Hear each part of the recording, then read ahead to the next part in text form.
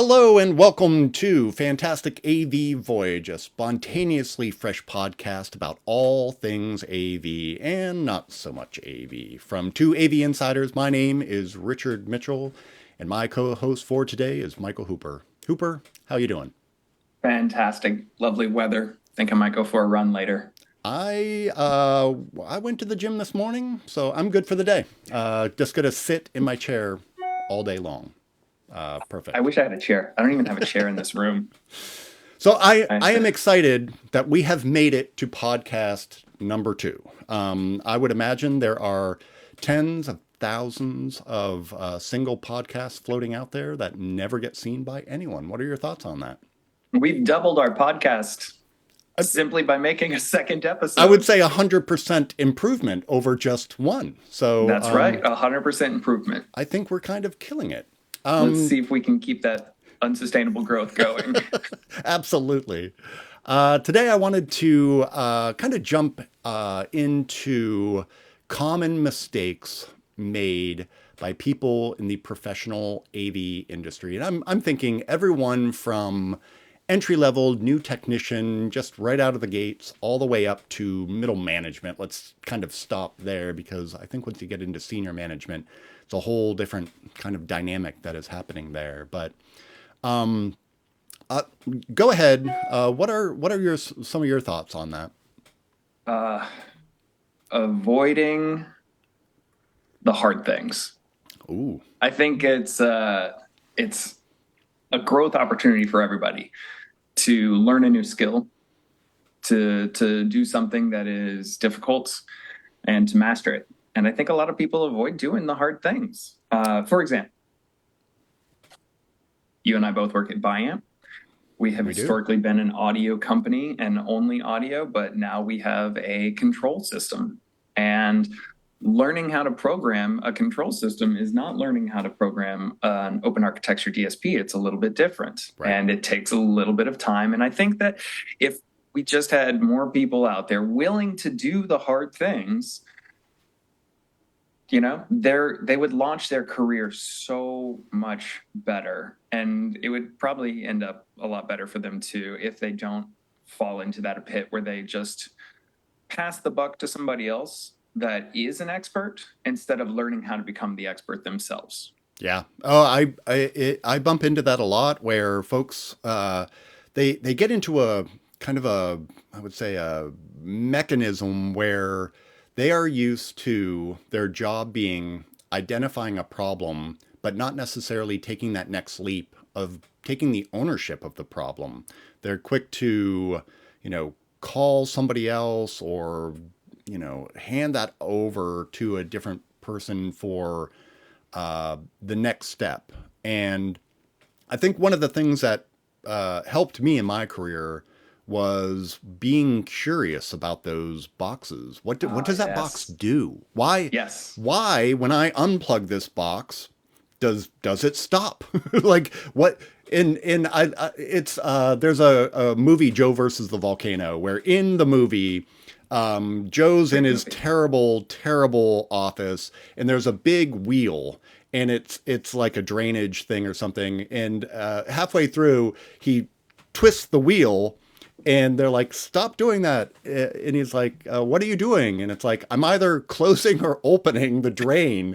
I don't know." And I think that happens a lot with AV folks where something gets installed, and then Oh, you're absolutely they're right. not curious enough to say, well, why? Why do we need this box? What does this box do? And a lot of the time, it's like putting on an archaeologist's hat and going, well, 10 years ago, when this had to go to that, you had to use this box. But today, it might be a cable that you need instead of a box. So that I, one of my biggest tips is stay curious, stay interested, always look at the new gadgets. But I'm one that is kind of slow to jump into new gadgets just for new gadgets' sake. But you should absolutely be curious about all the new stuff that's coming out, even if you're not going to deploy it in an environment. Oh yeah, and absolutely go to the trainings on the new things. Yeah, If it's a new thing from a new manufacturer or even an old manufacturer with a new thing, go to a training, sit in on it, figure out what it is that makes this thing special because everything out there is there for a reason. It might hit a certain, targeted price level, or it might do only a certain subset of features that you deem are important and the rest not. So there's products out there that some people are just not curious about and they never learn. And unfortunately, I think some of those products just kind of fall by the wayside or they just kind of stagnate in the market. absolutely. Look, there was two things that I wanted to mention that I remembered while you were talking. Yeah. One is label everything always. Always label everything. Document everything. Write everything down. Put it somewhere. A lot of people, I think, kind of avoid doing this whenever you're setting things up quickly. You're just getting it plugged in and making it work. But there's always time to go back afterwards and label the things. I know that this is fresh in my mind because I was listening to the AV Super Friends talk about this just yet the other day. But labeling, absolutely mandatory.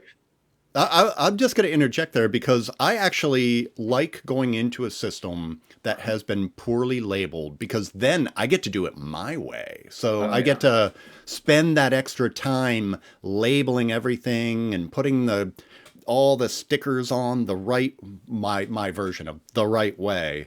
Also, it's a wonderful opportunity to get familiar with every single nut and bolt in the system. And there is nothing better than physically going to the hardware and looking through it. It's great to look at an as built, but we all know the as builts are what they are. And Yeah. the when you're with the hardware, Sometimes, yeah, the that's as where the builds don't rubber meets the road. match. Yep. Yeah. Yeah, with that, my other big one was relationships and not burning bridges. It is fascinating now that I am with a hardware manufacturer. Some of the people that were wonderful when I was at the university are still the same universally loved individuals from the manufacturer's perspective. But the other side of that coin is also true. The people that were really difficult to work with or had really sharp comments toward others, they also have translated Who are those into. people? Point So them out. a lot of the time, Say their their names names. are here's my list of 10 people. No. Can I have their email address and phone number too? Yeah, let's dox them right now. And here's where they live. But there are definitely some people that were curmudgeons, and it's fascinating that that reputation spreads around really quickly. And unfortunately, I believe this to be absolutely true. You never know who your next manager will be. You never know what your next opportunity will be. And when you are going around slamming doors, don't be surprised when there aren't any doors open when you need a job or you are done with your current employer and you're ready to look for a new opportunity. Maybe you're ready for a career change. And if you have been a terrible person, don't be surprised when people don't want to hire you. It sounds obvious, but I bump into it a lot where people that are just, generally nasty are shocked when not everyone wants to hire them. And I say this when it comes to like hiring and interviewing people, I can train somebody up. I can train a good person to be a lot better than where they are, but I Yes. cannot make somebody not a jerk. And it sounds simple, but if you're an expert and I need a very qualified person and you're a jerk, I just don't want to deal with it. I don't, it's not worth me putting my reputation on the line for somebody that may be a wild card in terms of, their behavior or how they're perceived by the industry as a whole. Nicely said. Thank you. But yeah, that's a big one for me. Also, just the balancing act of being understanding and be also being assertive. It is threading a needle where sometimes you need to be, I think, a person that you can have great conversations with and have a moment to chat about whatever you might be working on, but at the same time being assertive enough to get things done. I think it's That a is a fine balancing act. yeah. And again, I think when people err on the side of being maybe too understanding, they get kind of pigeonholed as a pushover. And when they're too assertive, that's when they get labeled a jerk. And it's kind of like you gotta be nuanced enough to kind of be in the center of that spectrum. So that was another one of my kind of things, common mistakes is people go in either one of those spectrums too much. Any other ones that popped to mind? I've got one more. Oh, I have so many. I would love to tell people just to become a subject matter expert on the thing that they're the most passionate about. If you really like open architecture DSP, okay, learn open architecture DSP, but don't just learn, the one that you like. Learn everybody's. And now you know like the whole market. You don't know just one thing that one person does individually. I would say, look, if you're gonna be in audio, really learn about, I think I touched on this last episode, like the acoustics Yeah, of audio. And if there's one thing I could pinpoint, it's gain stage. yeah, If you can set up proper gain for your inputs, like your audio system's going to be just hands down better than anybody else's that doesn't quite get the noise floor correct, because there's so many levels that they've just turned it up, turned it up, turned it up to get to where it needs to be. That would, yeah, probably be my first one right there. yeah. What the one I was thinking of is for those that are highly motivated. I think on occasion they get maybe a little too comfortable with their position that they're in, and they Ooh, don't yes. they don't necessarily continue to innovate or update their skill sets. And I am, having come from the university, I was I went full circle with many things when it came to GUI designs for touch panels in classrooms. Initially, I started out with every button should be added to the touch panel so that it looks like, a NASA control center where you can Yep. dial in the color temperature of the cameras in the back of the room, independent of the front cameras. And then I think I went the other end of the spectrum where I think I should have one button, easy button, that just turns the system on. And I think now I've landed somewhere much more, Happily in the middle. yeah, well, now my Uh, approach is much more of an onion. Give them an easy thing and then let mhm. them go down the rabbit hole of more advanced sub pages for some of these things. That's exactly how I built my control system. But you've got to do it before you can even appreciate what you've done wrong in the past. Yes. You learn by doing, and my I recommendation think is that's a go really do. good topic also. Like, you learn by doing. Yeah, Don't be afraid of failure, because like the first step to be great at something is the willingness to be bad at it, just yeah, to be terrible at it, because you're not going to be good at anything that you are trying to learn. yeah. If you already knew how to do it, then why are you trying to learn it? The sort And of thing. I'm this is going to be a little controversial maybe, but I would buy hardware off eBay, and Ooh. I would learn, that would be my test equipment. And I would go in and tinker with whatever it was, whatever the manufacturer was. But it gave me a safer, more approachable way of engaging with professional equipment. And it also allowed me to do it at my home lab. I didn't feel uncomfortable hauling a Mm, big rack yeah. mount thing back. Also, it let me properly kick the tires. Did I like the software that they were using? Was it as easy as they said it would be? And I once had a manager that was like, "What do you mean you have this equipment at home?" And I'm like, "Well, it's my equipment. I bought it. I know how it works." And And it quickly went from a did you just take from a maybe an awkward conversation of did you just take something home that is not yours to a very positive where they saw that my passion for AV was something that is a hobby of mine as well, to being a really positive thing where wow, almost to the point where they wanted to correct that so that we could get proper test equipment for certain environments. So, Do you own a soldering iron in oh, your workshop? how many soldering irons Okay, do I okay. I have? just wanted to Yes. start there and kind of go down the rabbit hole of what is your favorite tool? And I know we're going off topic, but I want to Oh, know what your favorite tool in your AV lab it's the is. tweaker. I use it all the time. I mean, it is such a versatile thing, and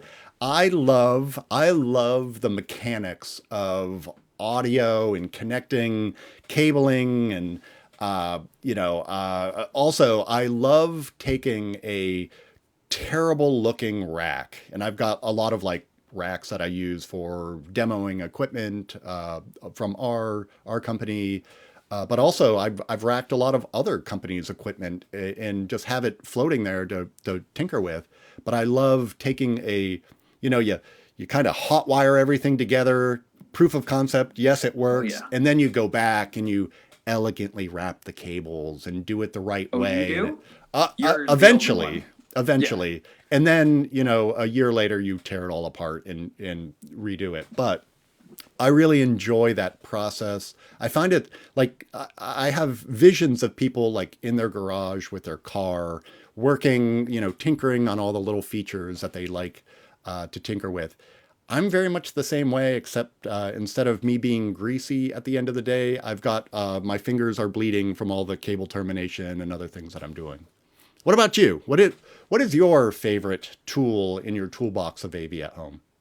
Okay. I would have to say, and I think that you and I talked about this earlier, so my opinion has been skewed or influenced, but my Fluke multimeter is Yeah, probably one of the best ones. If not that, then I have a Q box.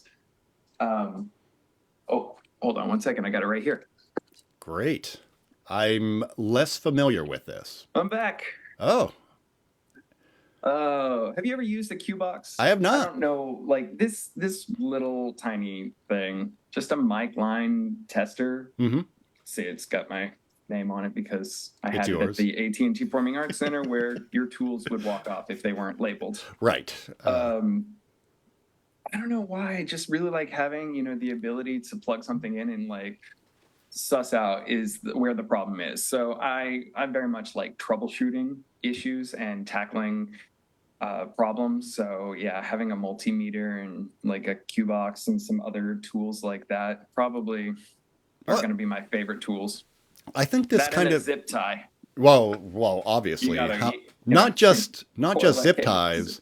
How many sizes of zip ties? How many lengths? How many colors of zip ties do you I have? am bad about this because I typically only have the tiny zip ties and I have so many of them that when I need a longer one, I just put two or three together. Right. Of course. But you gotta snip them. You gotta have like the flush cutters that are like real nice. Right. Otherwise, you reach your hand into a rack and you pull it out and you've got like The cat the scratches. gouge. Yeah. Yeah. But I think you just touched on something that we, briefly talked about a little bit earlier, and it was, when I was at the university, I would engage with our networking people, and they had, Fluke devices that they could, plug into the network, get the VLAN that they're working on, is there PoE, is it connected, what port, et cetera, et cetera. It could go into excruciating detail if you knew how to use it. Yeah. Asterisk. But I'm surprised that we don't see as many audio testing equipment devices with localized AV groups. And why, one, why do you think that is? And two, uh, where do you think somebody should start? Why do I think that is? Because tools are expensive. Yeah, Let's just be real I with get it. that. Have you ever even used an impedance meter? I have. Oh, yeah. Fantastic. I've never owned one. There's like electrical impedance that is part of the Fluke multimeter that I have, but I have an there's a oscilloscope right whole. over here as No, well, you so I don't. do, of course. All right, one day I want to see a picture of that.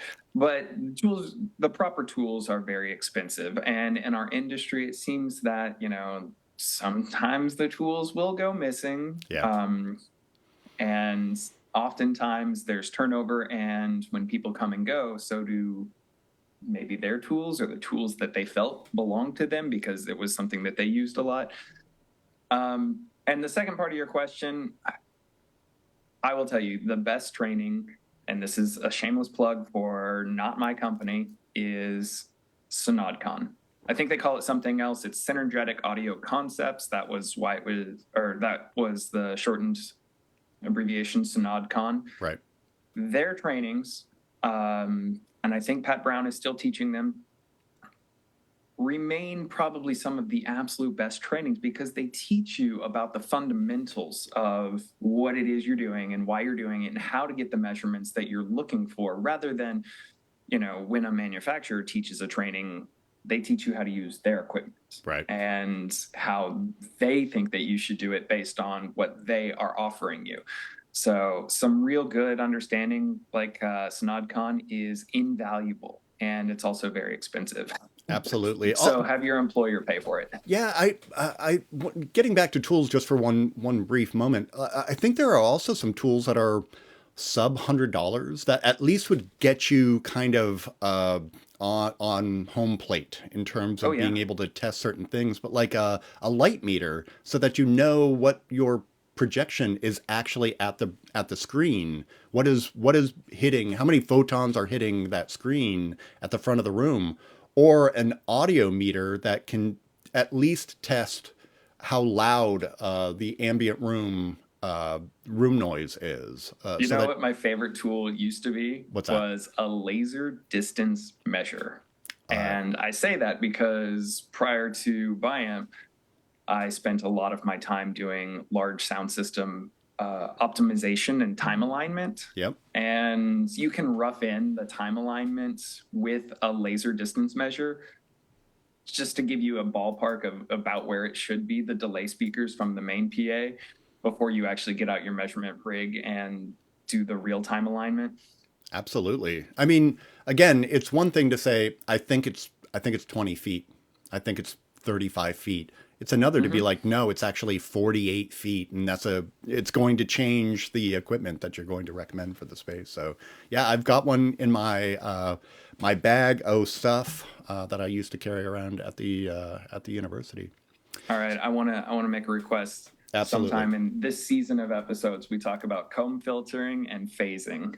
We can absolutely do that. A bit of a deeper dive for some of our folks, but I think it's important. It's an important concept to at least understand and to be able to put that kind of language in your toolbox so that when you hear it, you're able to articulate what the problem is. But so switching gears a little bit, over the weekend on AV in the AM, which I highly recommend people on the X uh, follow.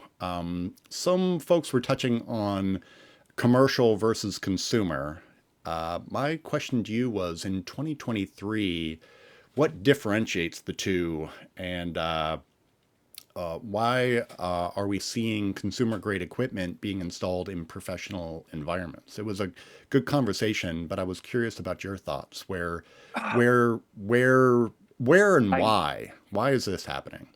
there's a lot of where and whys, and I can point to a couple instances from some very big companies that had very big corporate campuses that I was a part of installing new AV equipment. And in some of those very high level rooms, the reason why we chose, or the reason why they had consumer grade or consumer level equipment in those rooms, were simply because the C level employee has already had experience with that because that's what he has in his home. Right. You know, if he's got an Echo Dot, then yeah, he wants an Echo Dot on his desk at his office because he can just say, "Hey Alexa, turn the lights on," or "Hey Alexa, start this, meeting." The thing is, you get into a behavior that you learn and you like from one aspect of your life, and then you move it to another. So it's really just the blending of, home and work life through the Internet of Things. Man, the IoT. Yeah. Oh, throwback. Well, Uh, I think cost is a big issue as well. Some people Cost is a see, very big issue. hey, we've got this box, it's $4,000. We've got this box, it's $1,000, and hey, we only have $1,200 for this entire project. Pretty easy decision at that point, Well, or I is will it? tell you, Or is it? for a brief amount of time before Biamp, I was a rep. And for a very short amount of time, we had LG as on our line card as a manufacturer. And the conversation always went back to, why should I buy a display from LG commercial line that costs 3 times as much as a display from the LG consumer line when, yeah, I understand it's not going to last as long, but even if I replace it 3 times, that's still the same life cycle of the product. And I don't have to pay for it all up front. I can Right. pay for it when it breaks and then when it breaks. But what, they fail to understand, or maybe they do, they just, don't have a way to quantify it, is do you have to troubleshoot it when it breaks? How long is it going to take to get a repair? How long is it going to be out of service? What's going to happen there? So I do think that like the build quality and the warranty and the support really come like to play as huge factors in the commercial versus consumer product. And at the university, it was an even more challenging calculation that we had to run because we definitely purchased professional displays, but we also purchased consumer displays because we had we had an internal group that could hang projectors, and it really didn't cost us all that much more. So that the cost for installation and support was kind of a nebulous concept because we were paying people salaries. So if Joe was either sitting at his desk for an hour or hanging a display, we were already committed to the salary that we were paying them. So but we also looked at, is this a piece of kind of quasi-critical infrastructure? Is it signage that has to be running 24/7? Is it something that is very client-facing where it being down would be a negative impact on the kind of brand of the university? Or is this just a display somewhere running, student events, not to diminish the critically important things that the students do, but if their screen is down for a day, it's not the end of the world. Nobody gets injured. Things kind of keep moving along. So, and we had the internal resources to be able to do that. But you tick just one of the things I just talked about over into the other column. Say you don't have internal support, it gets ticked over to now you may be calling an integrator or a third party to come in and service it, where there's your $400 or $500 for them to come in, take it down, recycle, send it out, bring it back in, put a new one up, whatever it may be. There goes all your cost savings for, oh, gee, we saved $200 a display. Well, there goes all the cost savings associated with that. And you had a failure. So I think it's a calculation that everyone needs to do, but there's no one answer for everybody. But if you, I'm one to skew more professional, but yeah, it's a challenging concept. But one of the things I wanted to touch on was, you know, consumer grade comes with a magical thing called a warranty. That is actually should be, I should, asterisk on this, but Consumer grade or commercial grade? commercial grade, sorry. Yeah. Commercial grade, they have proper warranties where when I buy let's go back to monitors. If I buy a monitor from a reputable company and it's a professional grade, usually it has a professional warranty associated with it so that I'm not just, pushed into some online only way of getting service and support for the device. Where when if you go to the big box down the road, grab a display and have a problem with it, there's really no calling somebody to get that supported.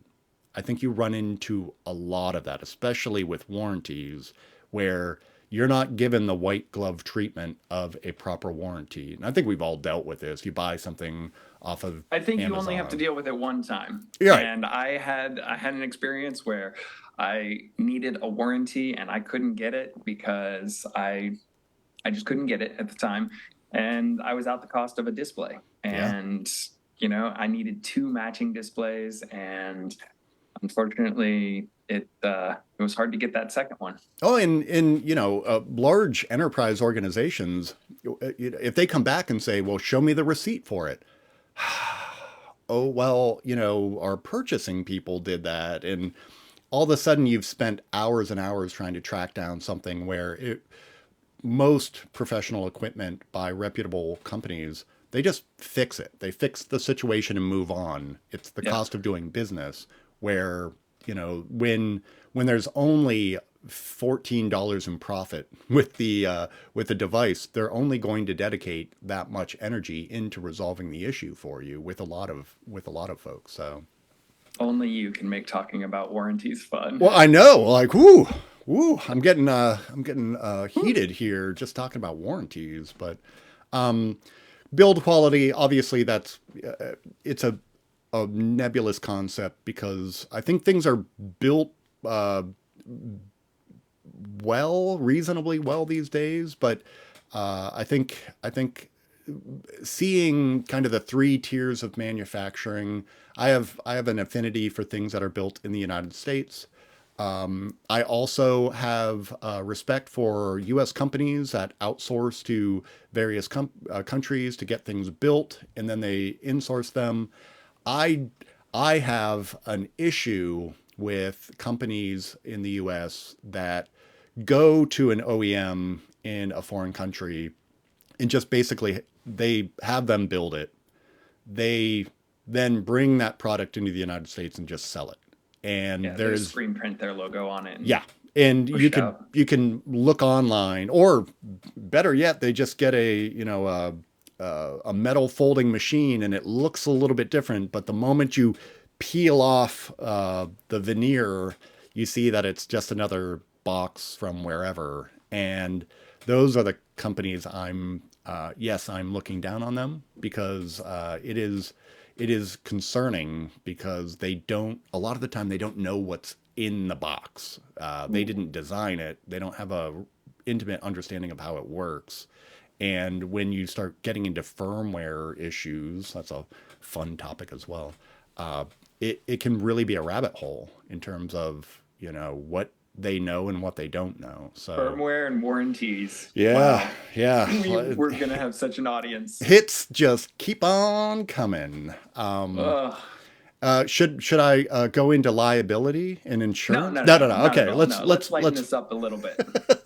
let's move on to the mailbag. We actually have a mailbag. Why don't you go ahead and take the first one? All right, what do we got here from our callers?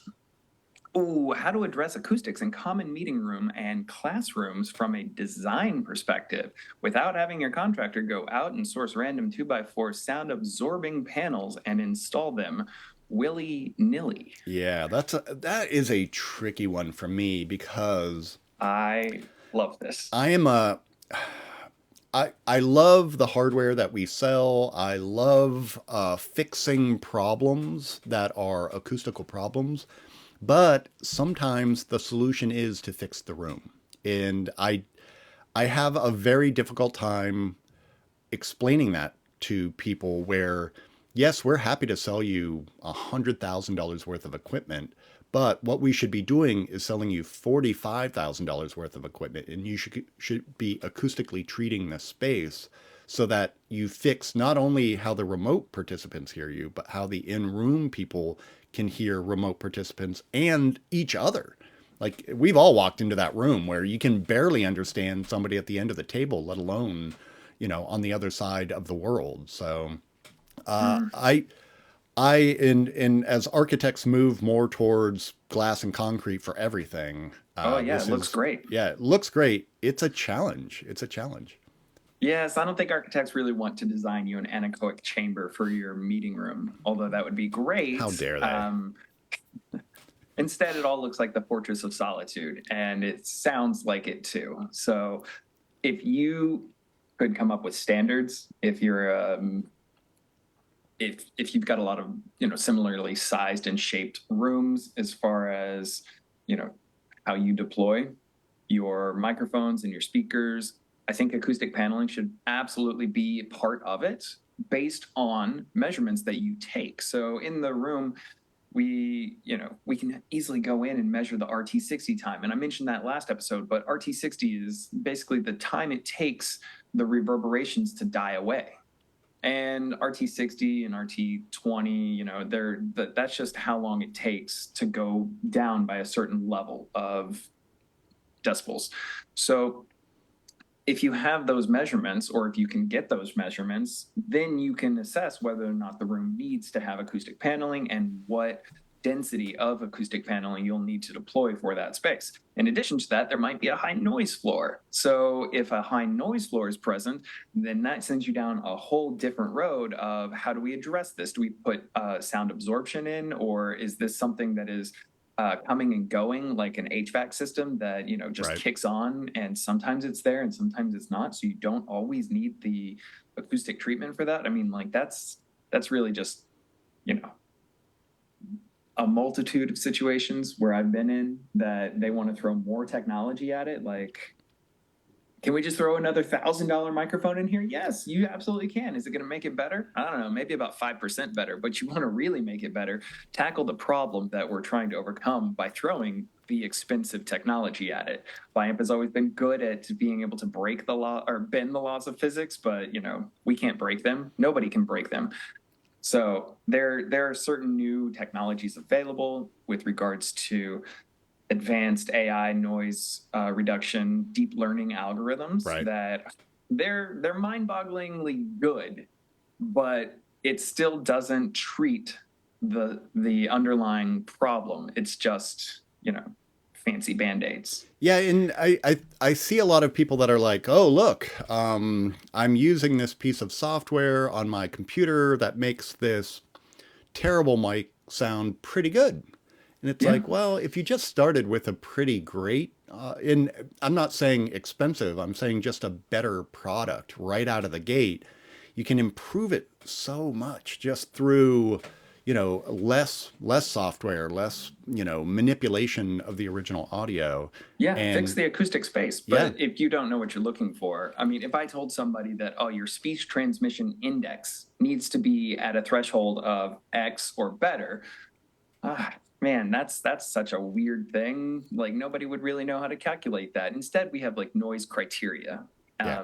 which is a really helpful piece of measurement that can tell you, oh, in this certain octave, you have too much audio buildup. It might be HVAC noise. You might have like 125 hertz, like just build up because it's vibrating the room, and that's it. So yeah, there's certain things that we can easily filter out, but whenever they get into the human vocal band, it becomes a lot more difficult to basically filter out what you want versus what you need to keep. And this is a bit of a callback to that, having some of that test equipment to be able to go in there and grade a space and be able to say, this is an A space. This sounds acoustically well treated. We should have a relatively easy, straightforward process of providing, you know, uh, conference calling or microphone implementation, not going to be a problem in this space. And then quickly being able to pivot and say, hey, we've got a problem space. Being able to walk in there and quickly say, yeah, this room sounds terrible. We need some of those more advanced features, but we do need certain sound mitigation pieces of whatever foam or there. I will say it's not like the old days where it's just foam on a wall. They've gotten really creative with some of the materials now that are Yeah. available, like woods with perforations in them to really absorb sound that look great. They're expensive, but they all, they look fantastic. Well, yeah, slatted wood that has, acoustic Yeah. absorption material behind it break up the waves and then absorb them. So, like, there is a little bit of refraction that you do want to help carry your voice across the room to the far away listeners, not Yeah. the far end, but Or just the or far away listeners. I've also seen foam that has been like artistically treated with like cloths that look great. That's kind of the Oh, older yeah, it looks way. like art now. Yeah, now they're legitimately putting up art or Hmm. university logos or fun things, and it's like, oh, they've married two fun things. Well, okay, acoustical paneling's not so fun, but they've made something that could have looked like a big square on a wall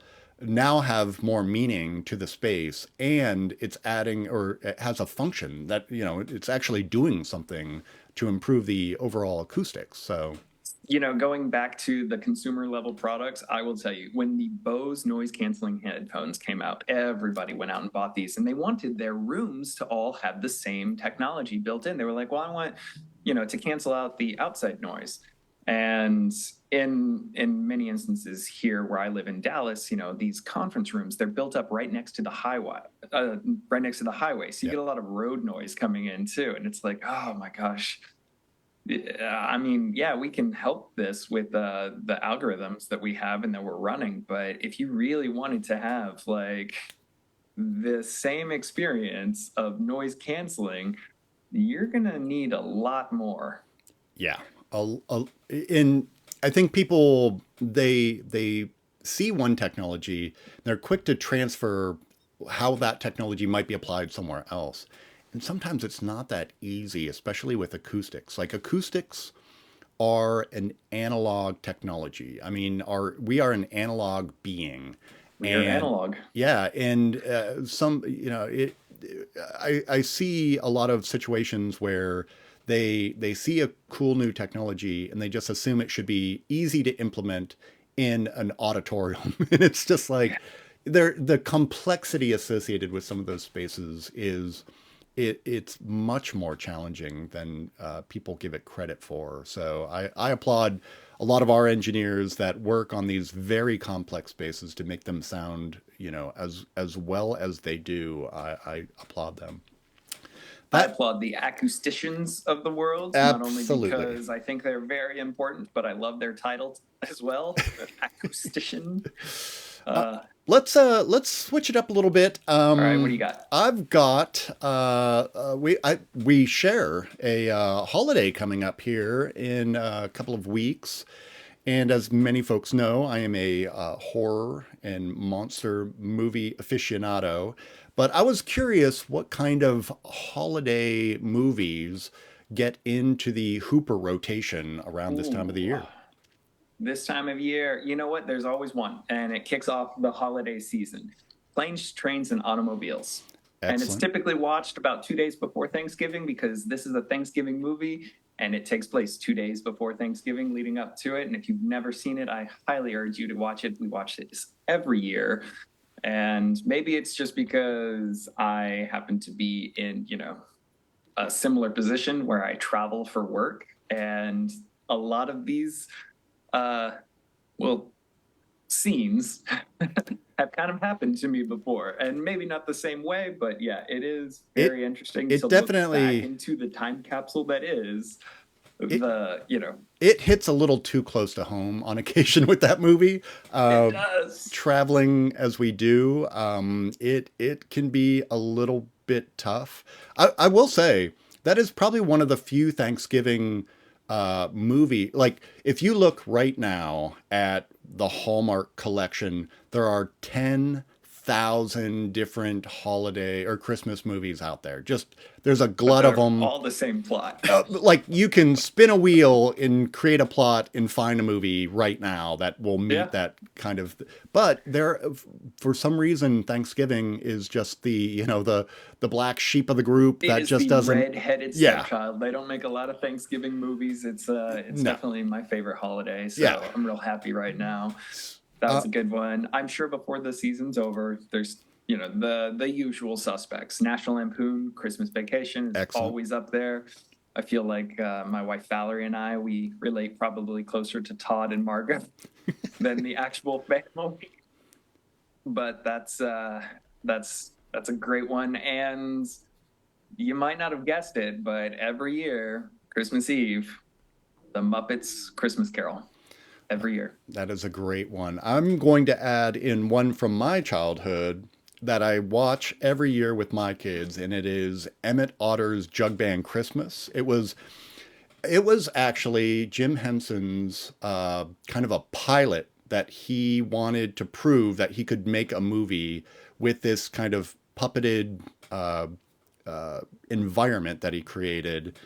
But he then went on to make the Dark Crystal after. So this was him proving the technology, proving that he could do all of these really advanced animatronics, and then transition that technology into a full feature-length movie. It is an adorable movie. I love it, and I'm gonna have to watch it. oh, it I've is. seen The Dark Crystal. It's absolutely terrible. Yeah, it is. It is. It doesn't hold up as well as some people. Some people have fond memories of it. I found it terrifying when I was young. So Yes, those movies, the fantasy, the whole yeah, subgenre of fantasy when we were younger was kind of a terrifying, terrifying experience. yeah, they would just kind of do. And there have recently been a couple of movies that have like puppets in them. I'm trying to think of what's the one. It's a comedy, but there's a bear. Oh, Cocaine Bear? not Cocaine Bear. That was hilarious. Anyway, Good horror film. people see that there's a teddy bear or a puppet in something, and they're like, oh, clearly this is for children, and then are shocked when it doesn't meet their expectations. So I actually have a fun thing. I'm going to show it right now. Are some of Richard's picks Oh, for Richard's the picks. Christmas time of the year, and I've got four of them. Uh, Spoiler alert: they're all horror movies. But I think the most approachable one, that is a relatively modern one, is Krampus. Ooh, Krampus. It Fantastic. starts out fun, light, and I Gotta think behave, everyone, kids. yeah, everyone has the things about Christmas that they love so much. But I just love that there is a counterpoint to the Santa Claus, this wonderful man that sneaks down your chimney and leaves you presents. That there is a counterpoint to that lovely man that if you're naughty, he's coming for you. He's going to come and he's going to terrorize not only you, but your entire family. I don't know how Love anyone can it. not be behind a movie that terrifies children. So Absolutely. Yeah, that's okay. What's number three? we're on to number two. Oh, we're Wait. building Yeah, down. one We're of the going up. things I did want to touch on was the guy from Parks and Rec is one of the main characters in Krampus. So clearly, it's meant to be a family affair, and he was on the HBO, no HBO, Apple Plus season Severance. Severance, which is if people out there haven't watched it, it is Go awesome. watch Severance. As a science fiction kind of person, oh, it not checks all the boxes. Number two, Black Christmas. I full disclosure, this does not hold up to modern standards of decency when it comes to movies, but it is a great, Christmas. if you can accept that it was made in 1970 or it came out in 1974, you will love this movie if you love those old terrible slasher type movies. So that's a one of my, it's in my rotation. I love it. Silent Night, Deadly Night, 1984. And I could monologue about this forever, but between the years 1982 to 1987, I would say was like the golden era for horror and just movies in Ooh, yeah. general. From E.T. to Raiders of the Lost Ark, they all fall in this window of time. And I'm not going to put this movie in that category as a perfect movie, but it is a lot of fun, and I thoroughly enjoyed it. Last but not least, Silent Night, Deadly Night. Who doesn't like, a killer Santa Claus coming around and killing people? I mean, that's how I like to spend my holidays. I don't know about the rest of the folks out there, but I love these Silent movies. Night. Yeah, it's just great. I'm gonna have to force you into watching this at some point. But they're delightful movies that I love. I love watching. So I thought I would just share those with some Can of I the throw an folks. honorable mention in the list? Absolutely, absolutely. Gremlins. Oh, Gremlins is Gremlins. absolutely a Christmas movie. The Gremlins. They were a I Christmas mean, gift. there are so many like What a great one. Die Hard. The original Die Hard is a Christmas classic as well in my book. It's a very controversial thing. I think Bruce Willis has landed on the it is not a Christmas movie, but I'm gonna say people are wearing Santa hats in it, and there's reference to ho ho ho during one of the parts. So pretty much a Christmas movie to me. But Yeah, absolutely. Christmas movie all the way. well, that wraps up our second episode of Fantastic AV Voyage. Thank you for joining us, and feel free to send us a message if you'd like to join in on the fun, or if you have a topic that you'd like us to cover. Until next time. Bye bye.